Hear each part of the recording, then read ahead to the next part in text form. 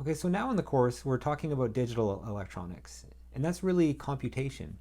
And we're performing a remarkable feat, actually, when you think about it. We're using electrons and electricity to think, to perform logical and arithmetic operations. And there's a few things we need to figure out in order to unearth this momentous feat of basically just pushing around electrons and performing an actual computation. One thing is we need to store numbers and represent numbers, and the binary representation with zeros and ones, or 0 and 3.3 volts, is what we covered last video. So that's one bridge we've overcome.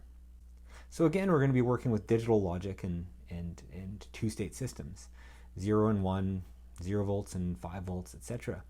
And like the case of binary, where we could use this binary number system, there's a logical form. There's a system of logic called Boolean logic or Boolean algebra, which works exclusively with two-state systems. The essence of Boolean logic is that a statement is either true or false. And Boolean logic tells us how to do things like combined statements like, I don't know, it is raining and I'm either dry or forgot my umbrella.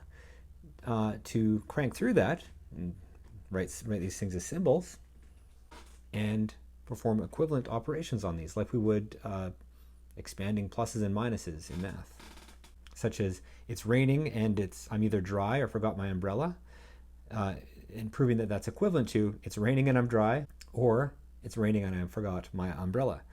So we can use this sort of logical things to determine the truth or falsity of statements, and we can do it with electricity. So let's see how. So we'll look at some of the basic operations of logic. And when we do this, we're going to have to be very careful about our words here. So let's figure out what it means to say that, well, it's raining and I'm dry. What does that actually mean?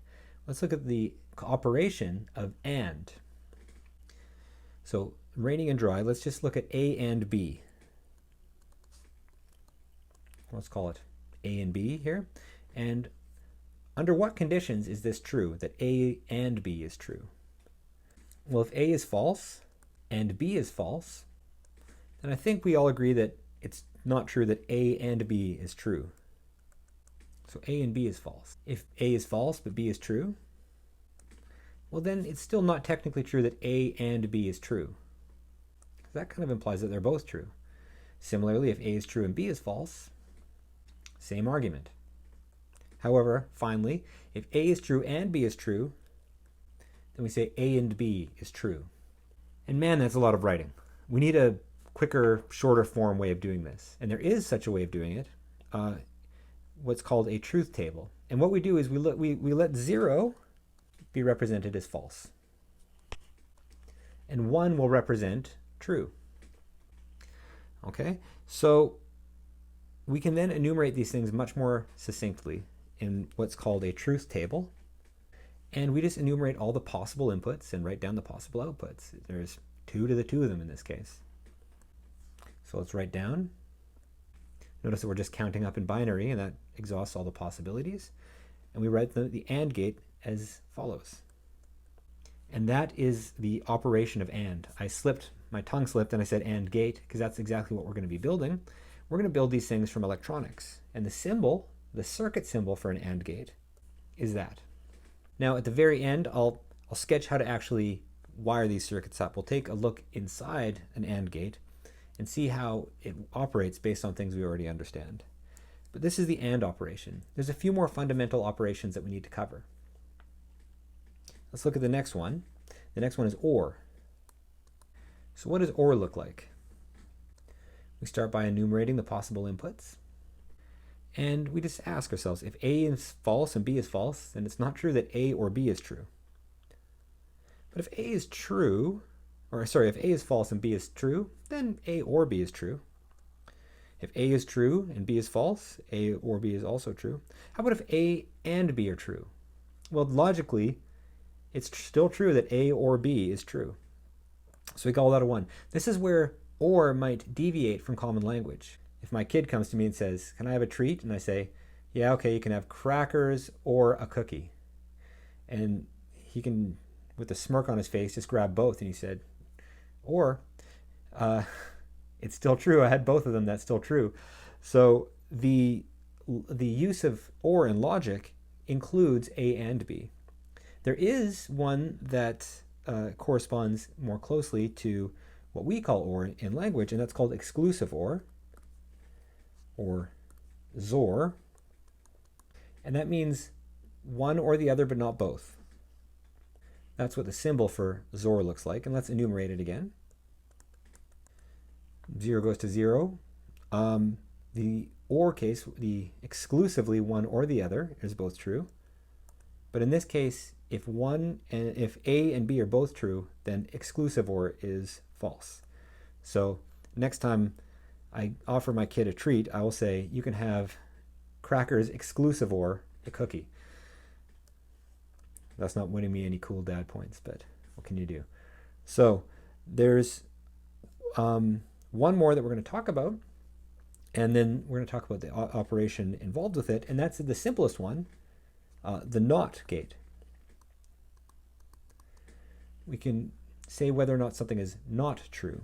So the NOT gate is a single input, very easy to analyze, and it's drawn this way, symbolized by a bar. NOT A, and the truth table only has 2 elements. We can also have combined NOT gates with AND gates, and sometimes they're all just written as one.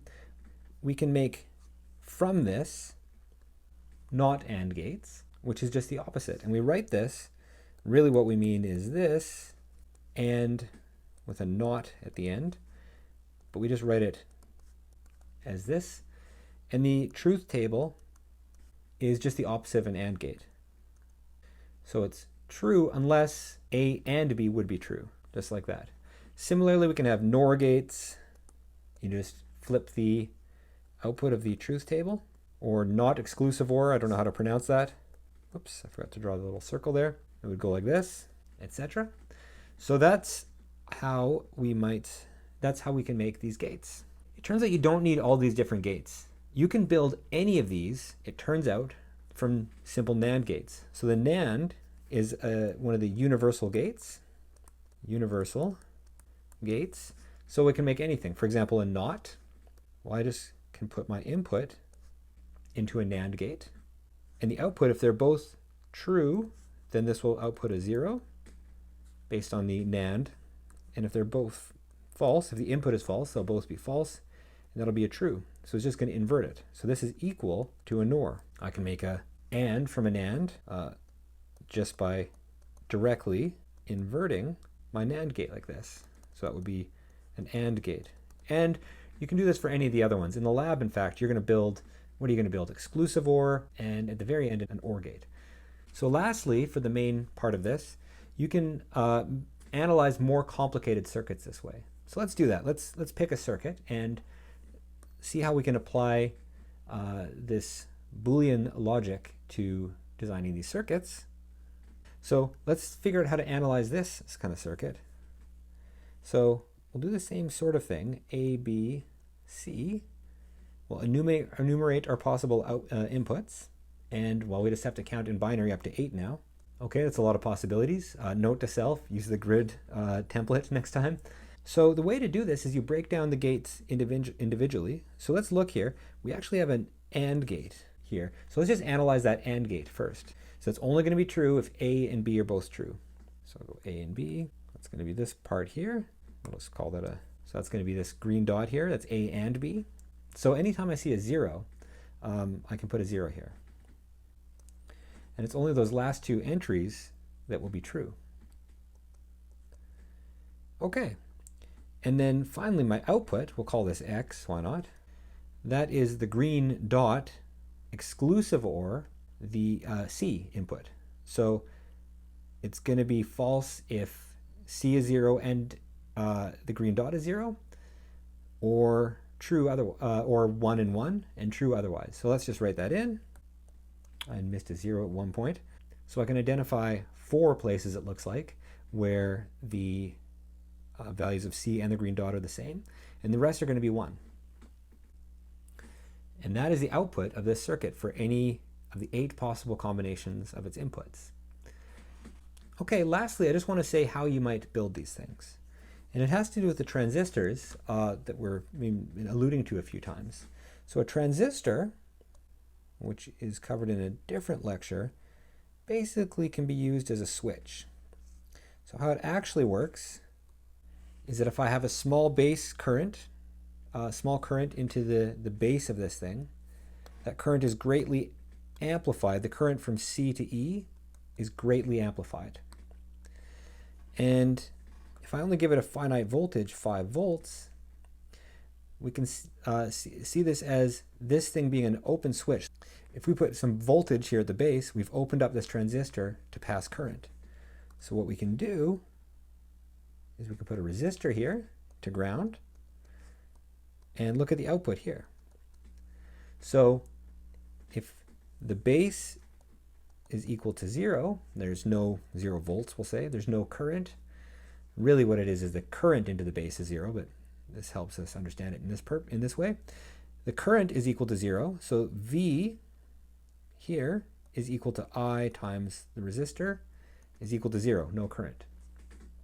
If the base has we'll just say high, I don't know what the actual voltage is, if there's some current flowing into the base, then the transistor opens, we have a ton of current, so V is equal to IR, and this is now not equal to 0,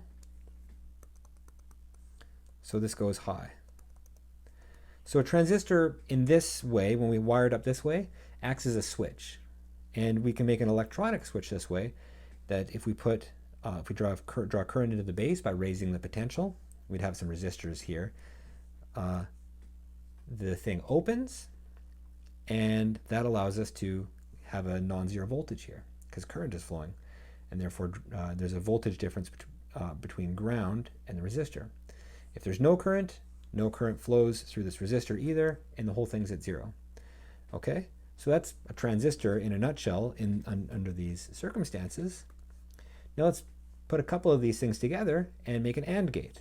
What we can do is we'll have our A and our B, and we'll wire it as follows. So here's our first transistor, and we'll use this transistor to feed the next one out. So the only way, that we're going to get current flowing across this output resistor is if it comes from this positive voltage. And both of these happen to be open. If A is closed, we'll get no current flowing into this collector part of the second one. And even though the second one might be open or closed, there's no current to pass through in the first place. It's going to be 0. Similarly, if B is 0, if this transistor is closed, no matter what's flowing into it, we're not going to have any current flowing. If A and B are both closed, then doubly so. So the only way we get current flowing through this resistor and a voltage drop is if A and B are both high. So this will give us an AND gate. And just to see a different one, we can build an OR gate in the same way. So let's do that. We'll have true transistors as before, but now we'll just do this. We'll power them independently, and we'll combine them at this point here. So we just have to ask, what is the potential at this point? If there's current flowing through here to the resistor, we're going to get a high voltage. If there's current flowing through the other one, we'll also get high. And either way, if either of them are open or both, we're going to get a voltage here.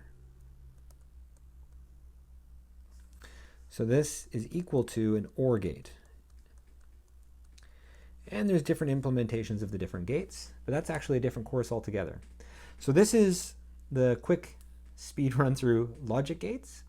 We're going to actually build things with these logic gates next. We're going to build arithmetic units called adders, and half adders and full adders, and memory devices, elementary memory devices, and counting devices, all with a few of these chips.